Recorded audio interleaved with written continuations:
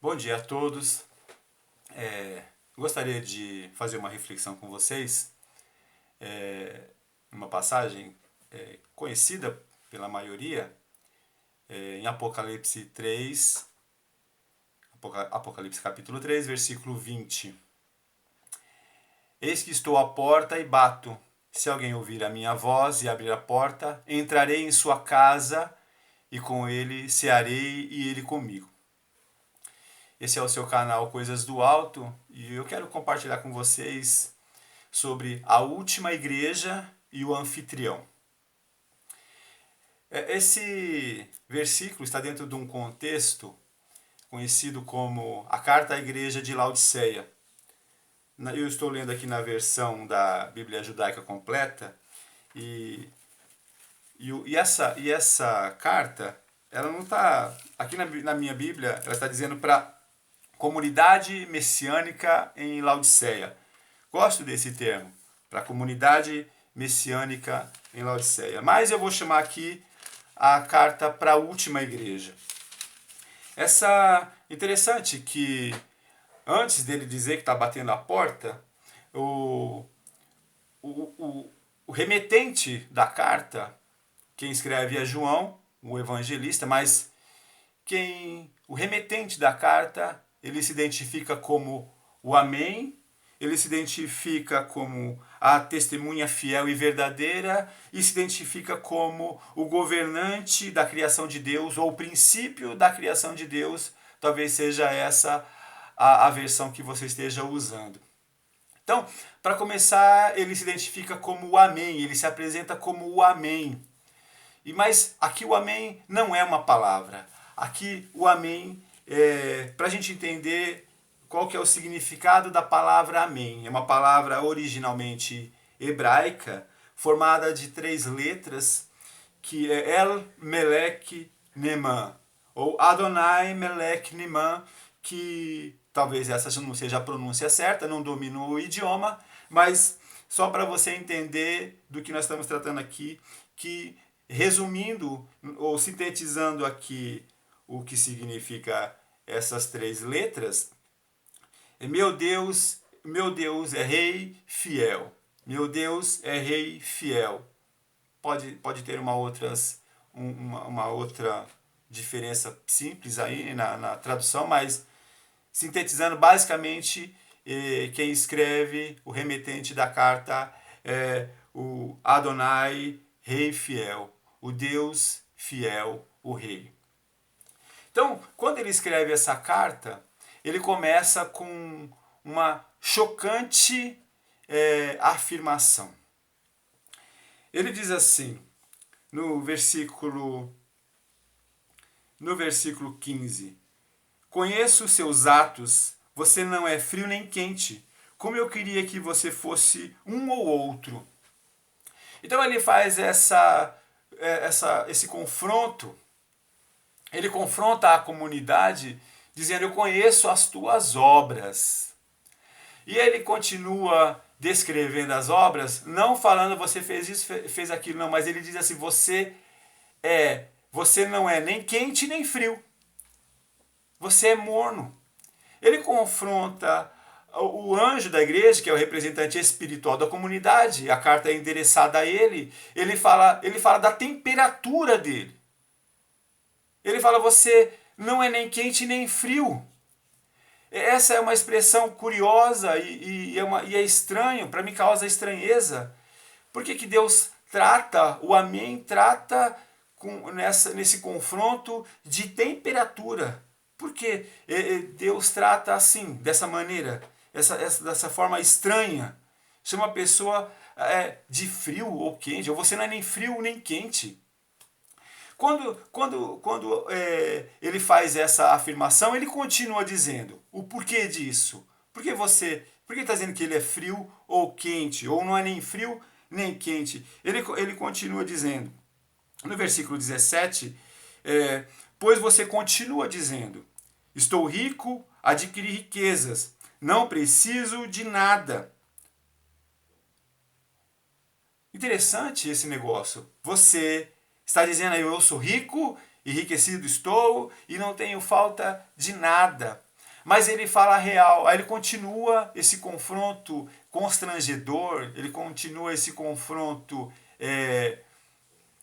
duro. Ele fala assim, mas você, nessa versão, ele fala, mas você não sabe que é desventurado, deplorável, pobre, cego e nu. Ele não está fazendo uma pergunta, ele está fazendo uma afirmação. Você diz que é rico, não tem falta de nada, mas você não sabe que você é um coitado, desgraçado, pobre, cego e nu. Interessante que quem está falando isso não é só o amém, mas é a testemunha fiel e verdadeira.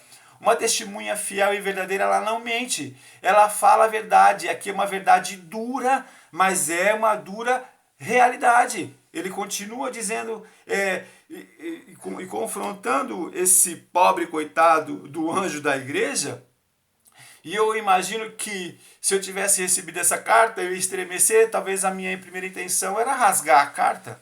Mas não tem como rasgar uma verdade absoluta do nosso Deus. Nós temos que parar para refletir. Essa carta é a carta para a última igreja. Então, aí ele continua dizendo que aquele que é o princípio da criação de Deus. Que esse é o terceiro modo como ele se identifica. E o princípio da criação de Deus me conhece, te conhece, ele nos criou, sabe quem nós somos, não tem como nós nos escondermos dele, não tem como a gente fugir da realidade que ele criou, que sou eu e você. E muitas vezes esse tipo de confrontação, de a realidade que nos é apresentada, que nos choca, vem para abalar as nossas estruturas, tirar a gente dessa visão errada que a gente tem de nós mesmos. Então, às vezes, a gente está vivendo, seguindo um caminho e Deus vem, como sempre aconteceu, quando Deus envia os seus profetas para o povo de Israel e vem para trazer eles de volta. Geralmente, quando Deus mandava uma palavra profética ou enviava o profeta, o povo já ficava com medo, o povo já ficava meio apreensivo. Para quem será a palavra? Porque geralmente a palavra não era uma palavra muito agradável, mas para trazer o povo de volta à realidade espiritual da nação. E aqui é o caso, não é uma nação, mas é uma comunidade. E é a última comunidade que recebeu uma carta.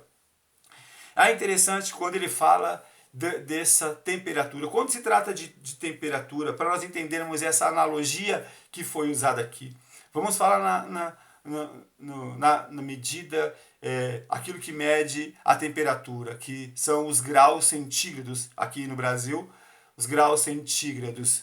Quando se fala de frio, quando é muito frio, a gente se incomoda. Quando a gente tem que se movimentar atrás de alguma coisa que nos aqueça. Quando está muito quente, isso também nos incomoda. E a gente vai atrás de alguma coisa que nos refresque. Mas a gente tem que entender que quando a coisa não está nem muito quente e nem muito frio, para a gente está confortável. É muito agradável. É isso que Deus estava dizendo para a comunidade, para aquele anjo. Vocês estão num conformismo, ou vocês estão numa situação tão agradável, tão confortável para vocês, que parece que nada em volta está acontecendo. É isso que ele queria dizer. Mas era por conta da situação financeira que eles estavam vivendo. Vocês estão dizendo no seu coração aí. Vocês estão dizendo para vocês mesmos, ou espalhando essa realidade aí diante dos templos que vocês têm construído. Nós somos ricos, não temos falta de nada. Então essa visão equivocada deles em relação à prosperidade financeira estava fazendo com que eles fossem rejeitados diante de Deus. Porque eles estavam causando mal no interior de Deus e Deus estava a ponto de expeli-los. A Bíblia diz, Deus fala assim, essa temperatura de vocês está me causando um mal estar aqui dentro, estou a ponto de vomitar vocês na minha boca. Essa é a expressão usada aqui na Bíblia. Então essa visão errada dessa prosperidade material que aquela última igreja estava vivendo, estava distorcendo a visão deles em relação aos céus. Eles não estavam mais olhando para o alto, eles estavam olhando aqui na sua horizontalidade, estavam olhando no ponto em que onde os seus olhos enxergam, com seus belos templos, com o interior dos seus templos, com cadeiras estofadas, com o interior dos seus templos muito bem aparelhados, com um aparelho de som de última geração e tudo mais. Então, eu vou dizer para vocês, a nossa realidade hoje é a mesma. Quantas igrejas suntuosas que nós temos por aí e que olham para dentro de si mesmos e se orgulham e se enaltecem por ter tanto dinheiro na sua conta bancária que eles não sentem falta de mais nada. Na verdade, eles estão até ditando algumas regras por aí, porque siga a gente, porque a gente está dando certo.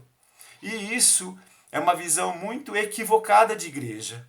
Essa é uma visão muito errada do que é ser comunidade de Cristo. Então, o morno é agradável. Enquanto que o quente queima e o frio congela, o morno é muito confortável para a gente. E Deus, o Amém, o princípio da criação de Deus e a fiel testemunha foi falar para eles: olha, vocês estão no caminho errado. Se o rico olha com os olhos mortais, ele olha toda essa riqueza terrena, ele começa a desviar os seus olhos de coisas celestiais. É isso que está acontecendo nos nossos dias. Esta última igreja que recebeu essa carta teve que mudar de direção. Aí ele fala de uma coisa terrível. Ele fala: você não sabe, ele afirma, você não sabe que você está nu. É interessante que depois de chocar aquele anjo, chocar aquela comunidade com aquela carta, eu acredito que a carta deve ter sido lida na comunidade, eles devem ter sido chocados, ficaram estarrecidos com aquela carta, porque uma carta ela é escrita e ela deve ser lida, porque assim não é em vão o que foi escrito. João deve ter enviado a carta para a última igreja, o anjo deve ter lido, e eles devem ou deveriam ter caído num lamento. O que nós vamos fazer? É interessante que depois de chocá-los com aquela afirmação toda, aparece o vendedor, que eu posso chamar assim, vendedor de ouro refinado no fogo. Ouro fino refinado no fogo. No versículo 18, ele fala assim: meu conselho para vocês é: comprem de mim ouro refinado no fogo para que fique rico, e roupa branca para que você fique vestido e não tenha de se envergonhar da sua nudez, e compre colírio para usar nos olhos e poder enxergar. O quê? Quando ele escuta esse conselho, ele pode ter pensado assim: eu posso pensar assim, poxa, mas que contraditório, acabou de dizer que eu sou miserável, pobre, coitado, que não tem nada, que eu sou um nu. Agora ele me aconselha a comprar dele um ouro raro, refinado no fogo por ele, e ele fala para me comprar roupas apropriadas para comparecer diante dele e para comprar um colírio especial que quando eu pegar nos meus olhos a minha visão voltará ao normal, a minha visão ficará sã de novo. O que é isso? Como é que funciona esse negócio? Como é que eu posso aceitar esse conselho? Como é que eu vou usar esse conselho? Comprar dele como? Vamos entender aqui que a moeda de troca para fazer uma transação comercial nos céus é diferente da nossa aqui na terra. Enquanto eles olhavam para a sua riqueza, que podia comprar aqui na terra, porque hoje em dia, pastores andando de helicóptero, igrejas suntuosas com seus templos envidraçados e que dá até medo de entrar lá dentro. E quando eles olham para essa condição toda, vê que a sua conta bancária, mesmo com milhões lá dentro, não consegue comprar esse ouro, eles não têm possibilidade de comprar aquelas roupas, e eles não têm condição nenhuma de comprar aquele colírio. Como é isso? Qual é essa moeda? Que moeda que eu vou usar? A moeda se chama obediência. É a moeda usada no céu, obediência. E como é que eu posso afirmar esse negócio? O profeta Isaías, ele diz no versículo, capítulo 55, uma profecia de Isaías, versículo 1, diz assim, capítulo 55 do profeta Isaías, versículo 1, venham para a água, todos vocês que estão sedentos, vocês desprovidos de dinheiro, venham, comprem e comam. Sim, venham, comprem vinho e leite, sem dinheiro é de graça. Ele já afirma, é de graça, venham e comprem, sem dinheiro. Mas com que dinheiro? Como é isso? Como é que funciona esse negócio? Será que, aqui hoje em dia, se você quiser comprar sem dinheiro, sem cartão de crédito, antigamente tinha nas vendinhas a caderneta do fiado. Será que é desse jeito? Comprando com fiado? Conheço uma pessoa que diz assim, eu não devo para ninguém, devo para duas pessoas, para Deus e para o mundo. Mas não é esse tipo de dívida, não é esse tipo de transação no fiado que nós estamos dizendo aqui. É a obediência. E aí ele continua no capítulo 55, versículo 2. O profeta fala assim, por que gastar dinheiro com o que não é comida e seu salário com o que não satisfaz? Ouçam-me com cuidado. Ouçam-me com cuidado. Essa é a versão da Bíblia judaica. Em uma outra versão diz, inclinai os vossos ouvidos e vinde a mim. Ouvi. Ouvi. Ou seja, obedeçam. Não é apenas escutar com esse ouvido, com esse sentido auditivo que nós temos, mas é ouvir aqui. É ouvir aqui aquilo que o Senhor está falando. Dê-me ouvidos. Dê-me ouvidos. Aí ele diz assim, ouçam-me com cuidado e vocês comerão bem, desfrutarão da gordura da terra. Abram os ouvidos e venham a mim. Ouçam bem e viverão. Ouçam bem e viverão. Farei uma aliança eterna com vocês. A graça que assegurei a Davi. Então, a moeda de troca aqui, a moeda que Deus espera comprar dele, aquilo que a gente necessita é a obediência, é ouvir aquilo que ele está dizendo para a última igreja.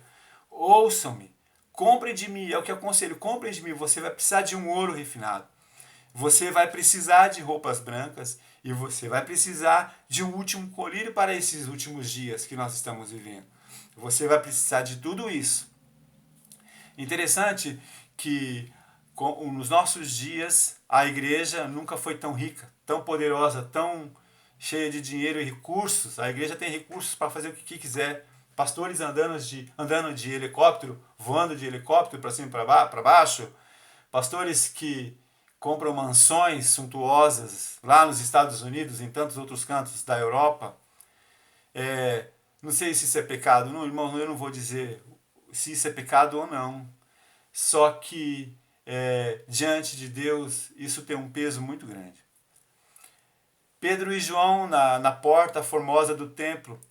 Vocês conhecem essa passagem, mas talvez a gente tenha que ser relembrado disso. Ele diz assim, nós não temos nem ouro nem prata. Hoje a igreja não diz assim. Talvez diz para fugir de responsabilidades. Responsabilidades sociais, responsabilidades educacionais, que muitas igrejas poderiam ter escolas implantadas, mas preferem investir em outras coisas. Pastores que têm suas fazendas aí, ao invés de investir na educação, investir num asilo, ou seja lá qual for a assistência social que se dê. Mas a igreja não é para isso? Sim. Quando o profeta Isaías, ele usado por Deus, diz qual é o jejum que eu aceito? O jejum que eu aceito é quando você cuida do pobre. O jejum que eu aceito é quando você cuida da viúva. O jejum que eu aceito é quando você se importa com essas coisas. Mas me parece que a igreja tem ficado cega para essas coisas esses dias. Mas, então, voltando aqui para a moeda de troca com os céus, o ato e a atitude de ouvir o Senhor atentamente tem um valor inestimável para a gente. A gente não consegue estimar, mas ele está bem definido nos céus. Ele está bem definido lá. As coisas dos céus, elas estão bem definidas quando a gente obedece. Não são confusas. O que eu vou dar para ele? O que eu vou fazer com ele? Não, elas estão bem definidas. E João, quando escreve a carta ditada, ele fala: eu repreendo e castigo a todos quanto amo. Sê, pois, zeloso e arrepende-te. Quando ele aconselha assim, arrepende-te, há uma chance. Ainda há uma chance para essa última igreja. Então, de acordo com o profeta Isaías, ouvir com atenção a palavra de Deus nos garante usufruir de uma posição de prosperidade nos padrões dos céus. Sabe qual que é o padrão de prosperidade nos céus? Está lá no livro, na carta do apóstolo Paulo aos Efésios, capítulo 1, versículo 3, diz assim: bendito o Deus e Pai de nosso Senhor Jesus Cristo, o qual nos abençoou com todas as bênçãos espirituais nos lugares celestiais em Cristo. Em Cristo nós somos abençoados com todas as bênçãos espirituais nas regiões celestiais. Então, o padrão dos céus é lá em cima, é mais alto, é bem mais distante. Mas lá, nesse padrão alto, nós não fomos excluídos, ou nós não fomos tirados de algumas bênçãos. Nós vamos nos apropriar, ou nós já nos apropriamos de todas elas. Nós não fomos privados de algumas. Não, nós temos todas elas. Então, às vezes o homem, quando tem muito dinheiro, ele se acha autossuficiente. Ele se acha autossuficiente, independente financeiramente. Até algumas igrejas já acham que não precisam mais de Deus. Eu sei fazer, eu vou fazer do meu jeito. O homem sem Deus, ele não pode ser autossuficiente. Ele será sempre dependente do dinheiro, que vai dar uma ilusão de estar pleno, de plenitude. É isso que o dinheiro faz. Ele dá uma sensação ilusória de plenitude, de eu tenho tudo. Mas o dinheiro, ele é tão perene, ele é tão finito, ele acaba tão rápido. E a gente viu isso na história acontecer durante tanto tempo, e isso acontece todo dia. Aí o vendedor de ouro refinado, ele oferece uma roupa branca. Porque para comparecer diante de Deus, tem que ser uma roupa apropriada. E o texto fala para a gente que ele não sabia que estava nu. Então, aí o vendedor fala assim: eu tenho uma roupa para te vender. Compra, eu te aconselho, compra de mim essa roupa branca. E a pior coisa é quando a gente não se enxerga assim, quando a gente não sabe que está nu.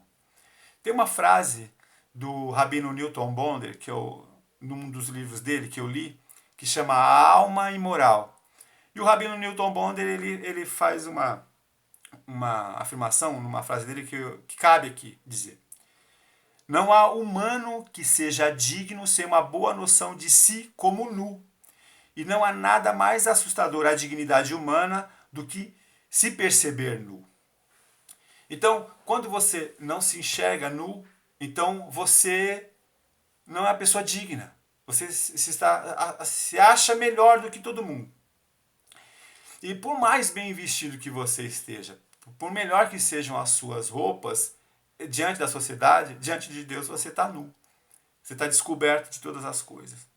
Adão e Eva, quando eles desobedeceram a única lei que havia, eles descumpriram uma lei e saíram de debaixo da essência de Deus. Quando se sai debaixo da essência de Deus, você se torna uma pessoa nua diante de Deus e dos homens. Interessante que no livro de um outro profeta, o profeta Zacarias, conta uma outra história do sumo sacerdote Josué. E lá conta, no capítulo 3 do profeta Zacarias, que o sumo sacerdote Josué estava ao lado do anjo do Senhor, e do outro lado estava Satanás para acusar os erros do sumo sacerdote. Então, o anjo do Senhor repreende Satanás, e o anjo dá ordem a outros anjos e fala: vistam ele tirem essas roupas sujas que ele está usando e coloquem nele roupas dignas, roupas de vestes finas. Aí ele fala no capítulo 3 de Zacarias, versículo 3, eu vou ler aqui. Josué, vestido de vestes sujas, estava diante do anjo. Então respondeu aos que estavam diante dele, dizendo: tirai-lhe estas vestes sujas. E a Josué disse: eis que tenho feito com que passe de ti a tua iniquidade, e te vestirei de vestes finas. De novo, uma grande disposição de Deus de trocar as vestes de um homem dele. Nesse caso, o sumo sacerdote Josué. Há sempre essa disposição de Deus. Há sempre uma disposição de Deus em mudar a nossa condição de nu ou de nudez diante da sociedade. Deus está sempre disposto a tirar essa vergonha de nós, a cobrir essa vergonha.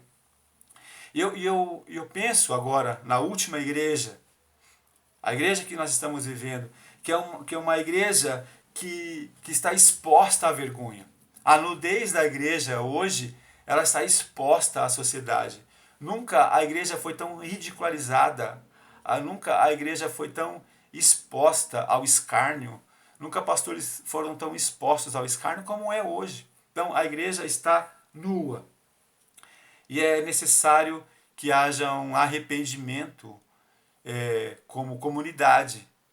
E é necessário que haja um arrependimento como igreja. E porque isso vai ser exposto diante do mundo espiritual e isso vai ter uma grande influência no mundo físico.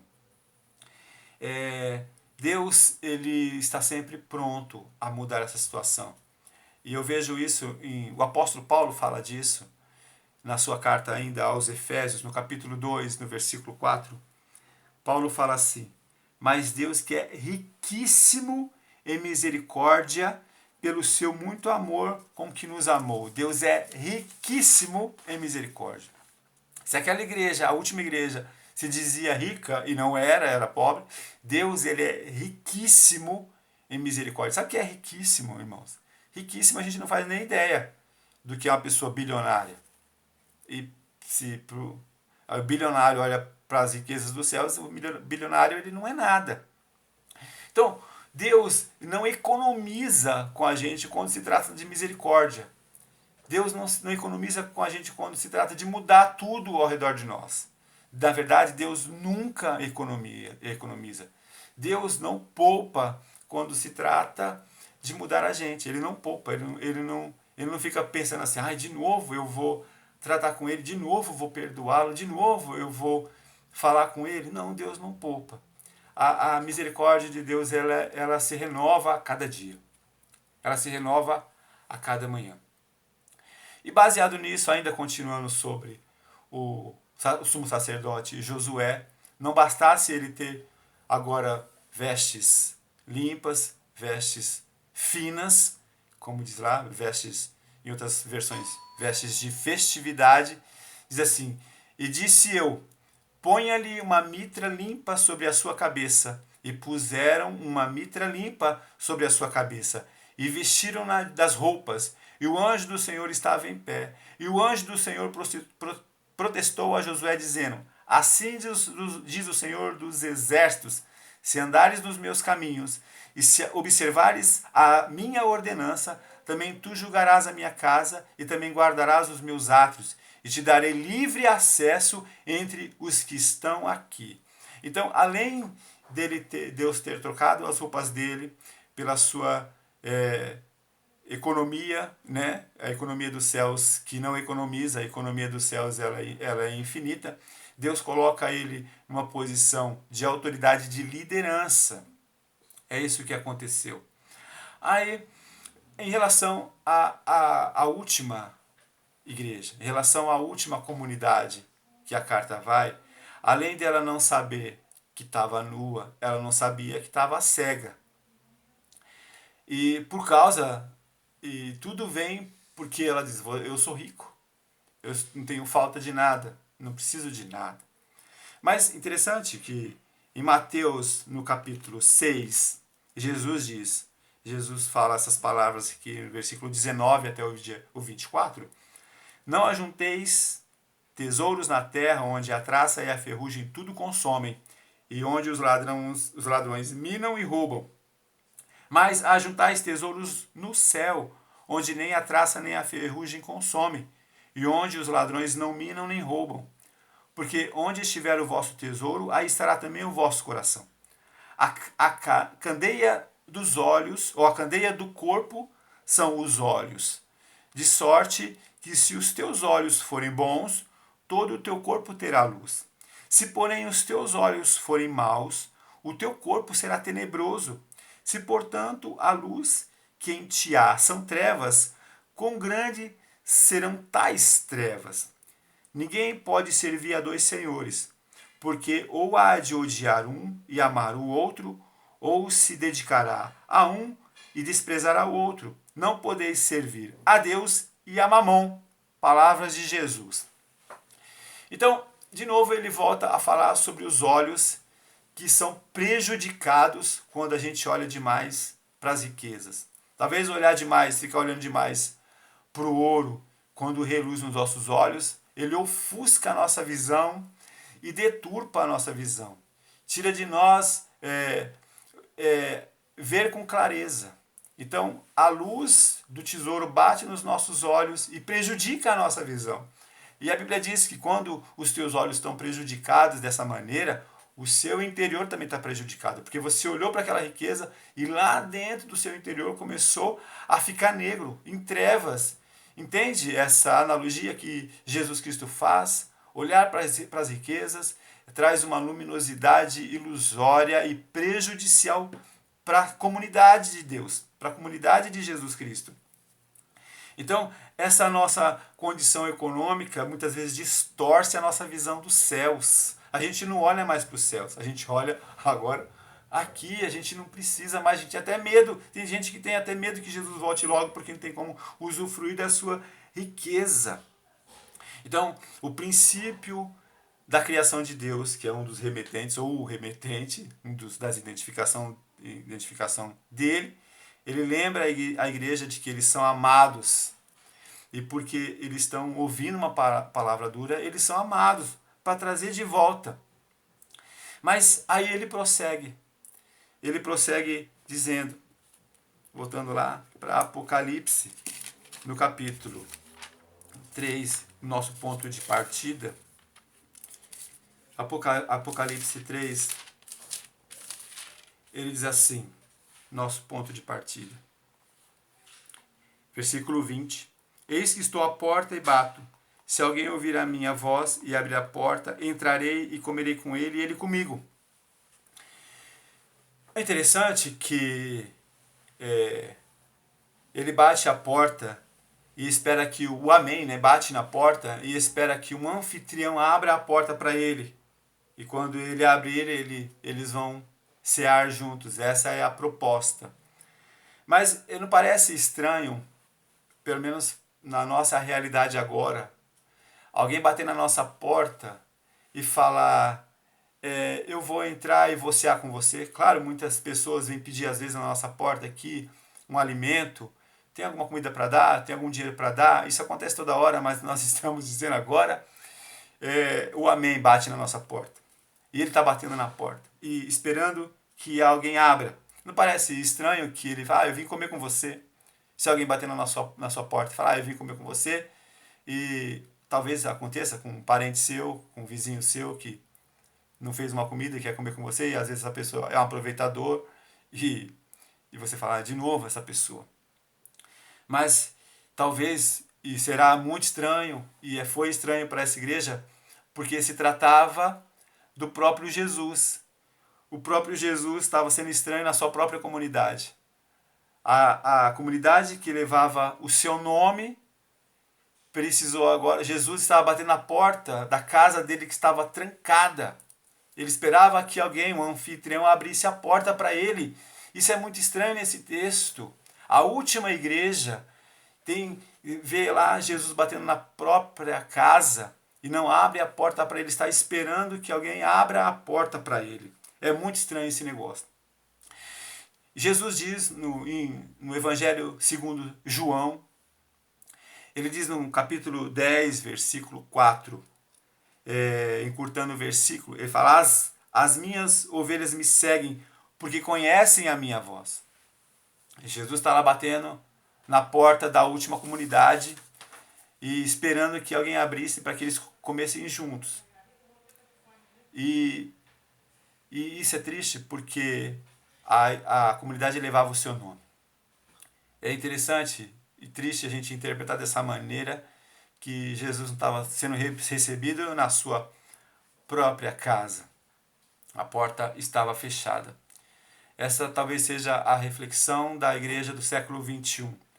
Rica, poderosa, autossuficiente, mas miserável, pobre, cega e nua.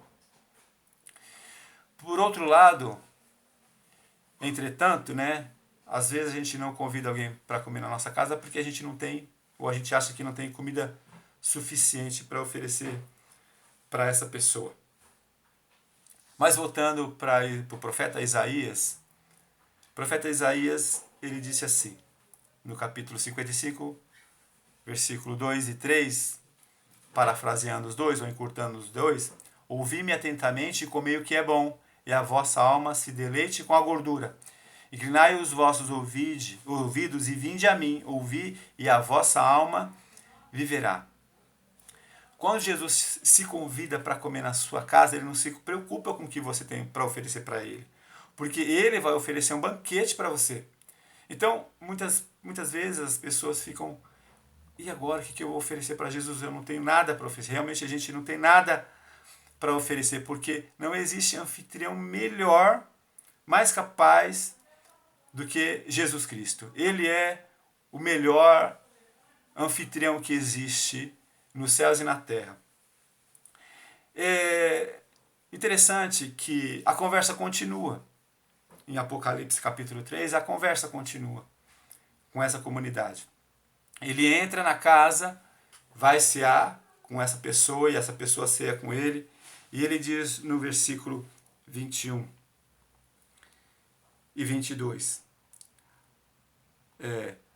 Ao que vencer, lhe concederei que se assente comigo no meu trono, assim como eu venci e me assentei com meu Pai no trono. Quem tem ouvidos, ouça o que o Espírito diz às igrejas. É extraordinário essa passagem, porque ela continua. Jesus Cristo, ele fala assim, tá comendo com a pessoa, abriu a porta para ele, aí ele fala, agora, se você vencer, ao que venceu todo esse processo da última igreja, eu vou convidar você para ir na minha casa, e você vai sentar comigo no meu trono. Quem tem ouvidos, ouça o que o Espírito diz à igreja. Então, Jesus Cristo se mostra que ele é o grande anfitrião da sua casa, o grande anfitrião dos céus. É interessante que não termina aqui, a coisa continua. A carta para a última igreja termina aqui, mas o anfitrião ainda continua dizendo. Que está lá no capítulo 4, continuando. Depois dessas coisas, depois que a gente ceou, a gente saiu da casa, a Bíblia diz que João olhou para o céu, olhou para o alto, presta atenção nesse negócio, ele olhou para o alto e ele viu, está aqui, capítulo 4, versículo 1, depois dessas coisas olhei e eis que estava uma porta aberta no céu, e a primeira voz, como que de trombeta, ouvira falar comigo, disse, sobe aqui e mostrar-te-ei as coisas que depois dessas devem acontecer. E logo fui arrebatado em espírito, e eis que um trono estava posto no céu, e um assentado sobre o trono. O Amém tinha acabado de falar para ele, se você vencer, você vai assentar comigo no trono. Quando ele olha para o céu, ele vê a porta aberta. A porta dos céus não é como a porta da última igreja, da última comunidade que estava fechada, ele precisou bater. Não, ele olha para o céu, a porta está aberta. E ele recebe um convite, ele teve que olhar para o céu, não era aqui, nesse plano. Ele olhou para o céu e ouve uma voz convidando, vem para minha casa, sobe aqui. E ele foi. E lá ele viu o trono que o amém tinha acabado de falar para ele. Você vai se assentar comigo no meu trono. Então, enquanto a porta da última igreja estava fechada, a porta dos céus está aberta. E com essa porta aberta houve um convite irrecusável para mim e para você. Esse convite vai acontecer em breve, que é o convite para o arrebatamento da igreja. E o amém, a testemunha fiel e verdadeira, e o princípio de toda a criação de Deus nos aconselha: compre de mim ouro, compre de mim uma roupa limpa, compre de mim um colírio para que você veja bem essas coisas. Então, essa é a reflexão de hoje. Talvez a próxima reflexão será sobre esse convite que nós vamos aceitar, que é o arrebatamento. Fique com Deus, um bom dia.